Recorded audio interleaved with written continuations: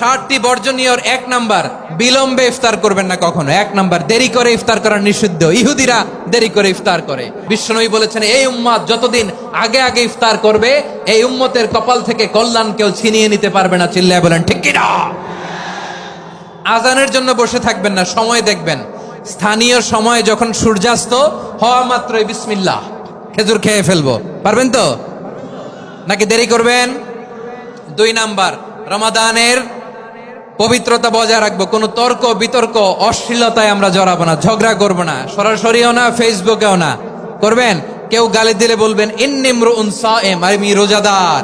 আল্লাহর হাবিব শিখিয়েছেন, কেউ যদি তোমার গালি দেয়, কটু কথা বলে, অশ্লীল কথা বলে, রমজানে তুমিও বলতে পারবে না। তুমি বলতে পারবা ইন্নী ইমরুউন সায়েম, আমি রোজাদার। আজকে থেকে নিয়ত করেন, রমজানে কেউ গালি দিলে আপনি একটা গালি দিবেন নাকি? কি বলবেন? রোজাদার, রমজানের পবিত্রতা আমি ভঙ্গ করতে পারবো না। অশ্লীল নাটক সিনেমা আমরা দেখবো না। ব্যাড হ্যাবিট থাকলে রমাদানে এটা ছাড়ার মহা সুযোগ। স্মোকিং এর অভ্যাস আছে অনেকের, ঠিক কিনা? চাপাই নবাবগঞ্জে আপনারা স্মোকিং করেন? ইয়াদা কাওলা যুরি ওয়াল আমালা বিহ ফালাইসা লিল্লাহি হাজাতুন ফি আইয়াদা তাআমাহু ওয়া শারাবা। যে রমজানে মিথ্যা কথা, মিথ্যা কাজ, মিথ্যা সাক্ষী ছাড়তে পারে নাই, তার না খেয়ে থাকা, উপবাস থাকা দিয়ে আল্লাহর কিছু যায় আসে না। এজন্য মিথ্যার সাথে আমাদের কোনো সম্পর্ক আছে? মিথ্যা বলবো না। 4 নাম্বার, অপচয় করব না। ইন্নাল মুবাযযিরিনা কানু ইখওয়ানা শায়াতিন ওয়া কানা শাইতানু লিরাব্বিহি কাফুরা। অপচয়কারী শয়তানের ভাই। আচ্ছা, যে শয়তানের ভাই ও নিজেও আরেকটা কি? শয়তান। যে শয়তানের ভাই ও নিজেও আরেকটা কি?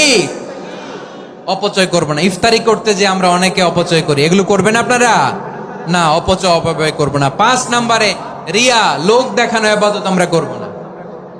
লোক দেখানোর জন্য নামাজ, রোজা, জিকির, তেলাওয়াত, দান, সদকা এগুলো করলে আল্লাহর দরবারে এগুলো কবুল হবে? বিশ্বনবী বলেন, দাজ্জালের ফিতনার চেয়ে একটা বড় ফিতনার ভয় আমি করি। সেটা কি? আর রিয়া, শো অফ মেন্টালিটি, লোক দেখানো মানসিকতা। এটা থেকে আমরা বিরত থাকবো ইনশাআল্লাহ। 6 নাম্বার, অনেক গুরুত্বপূর্ণ। ব্যবসায়ী ভাইয়েরা, ব্যবসা করেন কারা কারা? হাত তুলে দেখান তো আমারে।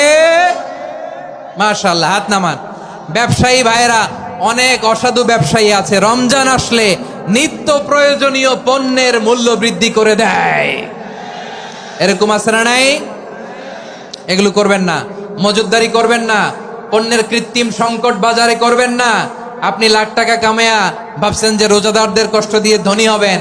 এমন রোগ আল্লাহ আপনারে দিবে, কোটি টাকা দিয়েও আপনি হাসপাতালের বিল পরিশোধ করার ক্ষমতা আপনার হবে না। খবরদার। শেষ বয়সে দেখবেন কি কষ্ট আপনার হয়। আপনি রোজাদারদের কষ্ট দিচ্ছেন, আল্লাহ আপনার সুখে রাখবে? আল্লাহর দোহাই লাগে, আমার ব্যবসায়ী ভাইয়েরা এটা করবেন না। আরব বিশ্বে আমরা দেখেছি, আরব বিশ্বের ব্যবসায়ীরা সারা বছরে ব্যবসা করে, রমজানে ভর্তুকি দেয়। আর আমার দেশের কিছু অসাধু ব্যবসায়ী রমজানে গলাকাটা ব্যবসা করে আর সারা বছর সইটার উপর দিয়ে চলে। চিল্লায় বলেন ঠিক কিনা? করবেন না, এটা করবেন না। নিত্য প্রয়োজনীয় পণ্যের মূল্য বৃদ্ধি করা হারাম, পণ্যের কৃত্রিম সংকট তৈরি করা হারাম, মজুদদারি করা হারাম, রোজাদারদেরকে কষ্ট দেয়া হারাম। এটা করবেন না। 7 নাম্বারে সর্বশেষ কথা, অধীনস্থ যারা আছে তাদের কাজের চাপ আপনারা কমিয়ে দিবেন। কাজের লোক, ফ্যাক্টরির ওয়ার্কার, স্টাফ, তাদের প্রতি যদি রহম করেন, আপনার উপর রহম করবে কে?